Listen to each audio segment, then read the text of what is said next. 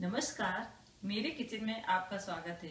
आइए आज हम साबूदाना के क्रिस्पी बॉल्स बनाते हैं। साबूदाना के बॉल्स ऊपर से सख्त और अंदर से नरम रहते हैं और बहुत ही स्वादिष्ट लगते हैं। साबूदाना के बॉल बनाने के लिए हमने 1 कटोरी साबूदाना लिया है, 2 उबले आलू लिए हैं, आधा कटोरी भुने हुए फल्ली दाने, तलने के लिए तेल, 1 चम्मच नींबू का रस, कुछ कटा हरा धनिया, 2 इंच अदरक, 2 हरी मिर्च, आधा चम्मच जीरा और 1/4 चम्मच लाल मिर्च। 1 कटोरी साबूदाना में डालने के लिए हमने 2 उबले हुए आलू लिए हैं और आधा कटोरी फल्ली दाने को हमने 3-4 मिनट भूनकर और इसके छिलके निकाल कर रखे हैं।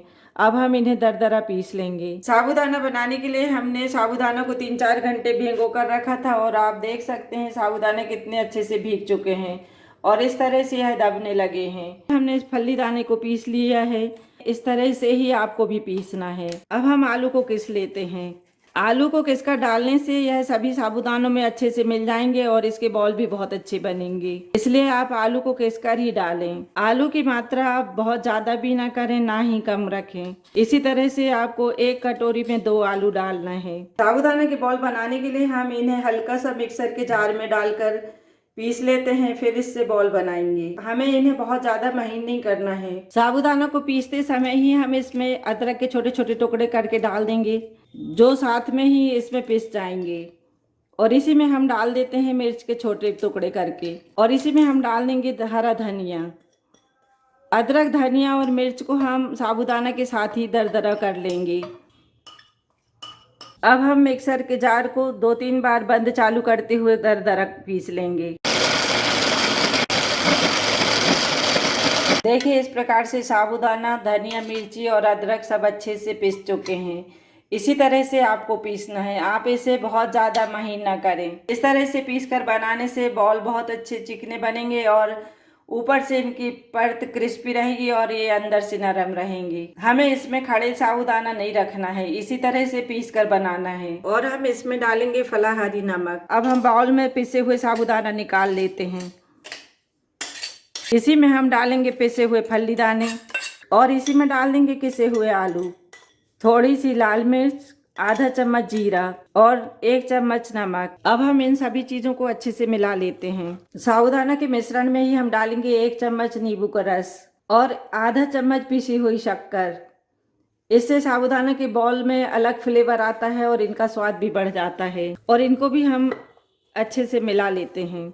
आटे की तरह हमें इसे गूंथना है। अगर आपको मिश्रण सख्त लगता है तो आप इसमें 1-2 चम्मच पानी डाल सकते हैं। इसमें ज़रूरत नहीं है, इसलिए मैं यहाँ पर पानी बिल्कुल भी नहीं डाल रही हूँ। अब इस प्रकार साबूदाना का डो बनकर तैयार है। अब हम हाथ साफ कर लेते हैं, फिर इसके बाद हम बॉल बनाएंगे। अब जब तक हम बॉल बनाते हैं, हम एक तरफ तेल गरम होने रख देंगे। अब बॉल बनाने के लिए हाथ में हम थोड़ा सा तेल लगा लेते हैं और इस तरह से मिश्रण को लेके इसकी छोटी छोटी लोइयां बना लेंगे। आपको बॉल जितने बड़े बनाना है, आप लोइयां उस साइज से बनाएं। लोइयां बनाकर रखने से हम एक से बॉल अच्छे से बना पाएंगे, इसलिए आप पहले एक साइज की लोइयां बना लें। अब इस तरह से तेल लगा लेते हैं और इनको हथेली में रखकर और इसको घुमाते हुए चिकना बॉल बनाएं। देखिए, हमारा एक बॉल बनकर तैयार है। आप जब भी बॉल बनाते हैं तो ध्यान रखें कि इसमें कहीं से क्रैक नहीं होना चाहिए। इसी तरह से आप चिकना बॉल बनाएं और बॉल का साइज आप अपने पसंद के अनुसार छोटा बड़ा कर सकते हैं। इस प्रकार हाथ में लोई रखकर और इसको दबाते हुए आपको चिकना करना है। इस तरह से आप अच्छा गोल और चिकना बॉल बनाएं। इसी प्रकार हम सभी बॉल बना लेंगे। आप चाहें तो इनको इस तरह से बड़े के शेप में भी बना सकते हैं, या आप चाहें तो इनको इस तरह से ओवल शेप में भी बना सकते हैं। मैं इसी तरह से सभी को गोल शेप में बनाऊंगी, जो अंदर से नरम रहते हैं और ऊपर से क्रिस्पी और कुरकुरे परत वाले बनते हैं। हमने एक एक करके सभी बॉल बना लिए हैं और अब हमारा तेल भी गर्म हो गया है। हम इसमें एक एक बॉल डालते जाएंगे। इन्हें डालकर हम मीडियम आंच पर इनको तलेंगे।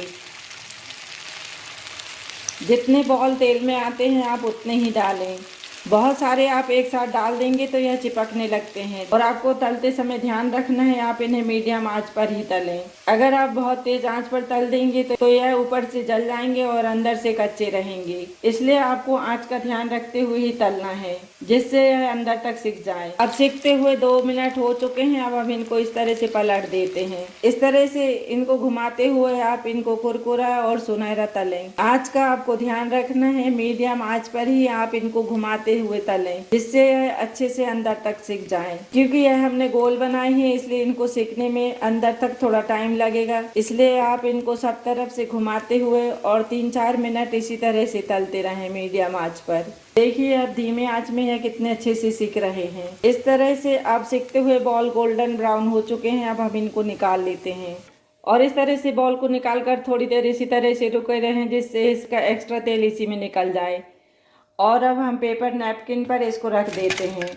आप देख सकते हैं कितने अच्छे गोल्डन ब्राउन बॉल सिके हैं। इसी तरह से अब हम दूसरे भी डाल देते हैं। दूसरे बॉल भी गोल्डन ब्राउन हो चुके हैं।